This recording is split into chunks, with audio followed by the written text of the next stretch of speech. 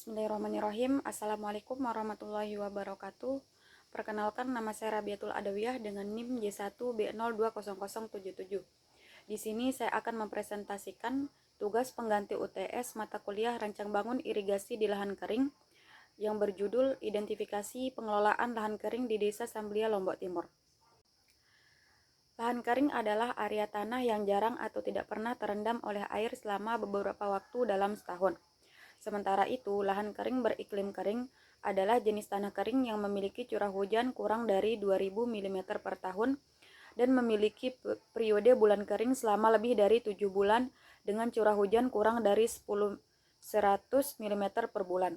Umumnya lahan kering terbagi menjadi dua jenis, yakni lahan kering dataran rendah yang terletak di bawah 700 meter di atas permukaan laut dan lahan kering dataran tinggi yang berada di antara ketinggian 700 hingga 2500 meter di atas permukaan laut.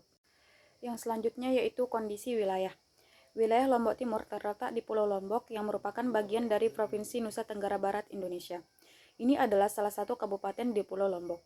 Lombok Timur berada di bagian timur Pulau Lombok dengan pesisir pantai di sebelah selatan dan perbukitan serta pegunungan di bagian utara. Lombok Timur berada di sekitar 8-9 lintang selatan dan 116-117 bujur timur. Luas wilayahnya yaitu kurang lebih 2.679,88 km persegi yang terdiri dari 1.605,55 km persegi daratan dan 1.074,33 km persegi lautan. Wilayah kering di Lombok Timur terutama terdapat di bagian selatan Pulau Lombok.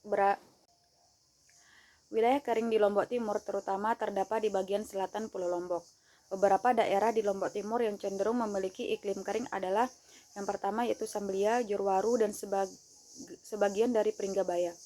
Wilayah ini umumnya memiliki curah hujan yang rendah dan musim kemarau yang panjang, sehingga tanaman pertanian sering menghadapi tantangan dalam hal pasokan air. Yang selanjutnya yaitu pengelolaan lahan kering di Desa Samblia.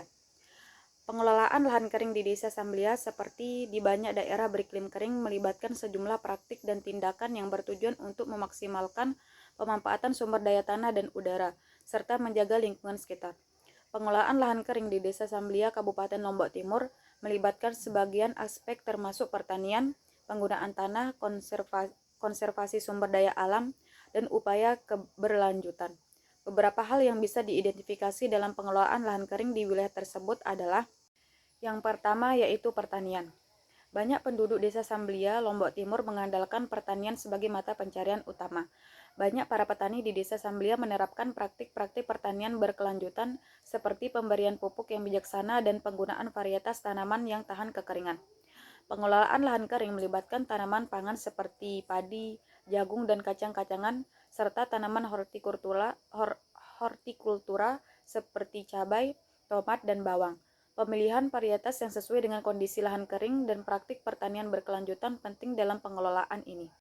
Pengelolaan yang kedua yaitu irigasi dan pengairan. Ketersediaan air adalah faktor penting dalam pengelolaan lahan kering. Pengembangan sistem irigasi yang efisien dan pengelolaan sumber air yang berkelanjutan sangat dibutuhkan untuk mendukung pertanian dan mengatasi masalah kekeringan. Salah satunya yaitu penggunaan saluran irigasi, sumur bor atau teknologi irigasi modern seperti sistem irigasi tetes dan curah.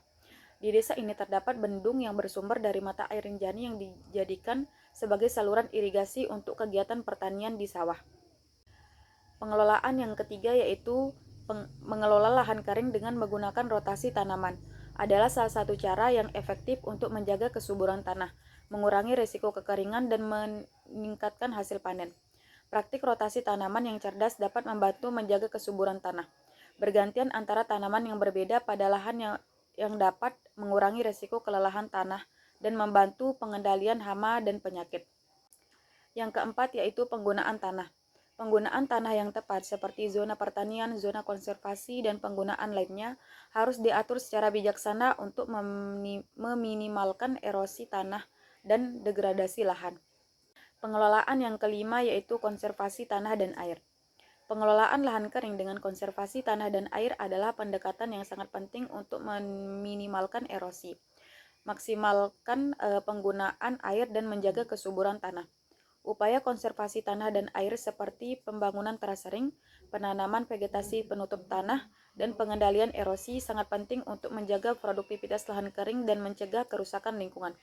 Penyimpanan air merupakan salah satu cara yang dapat diterapkan untuk penyediaan air bagi tanaman dengan cara menampung air hujan dalam bak penampung atau embung untuk digunakan pada musim kemarau. Air yang disimpan dapat digunakan untuk pertanian dan kebutuhan domestik. Dan pengelolaan yang terakhir yaitu pendidikan dan pelatihan. Pelatihan pertanian dalam praktik-praktik pertanian berkelanjutan dan pengelolaan sumber daya alam perlu ditingkatkan untuk meningkatkan kesadaran dan keterampilan dalam pengelolaan lahan kering. Mungkin hanya ini yang dapat saya sampaikan, lebih dan kurangnya saya mohon maaf. Wabillahi taufiq wal hidayah. Wassalamualaikum warahmatullahi wabarakatuh.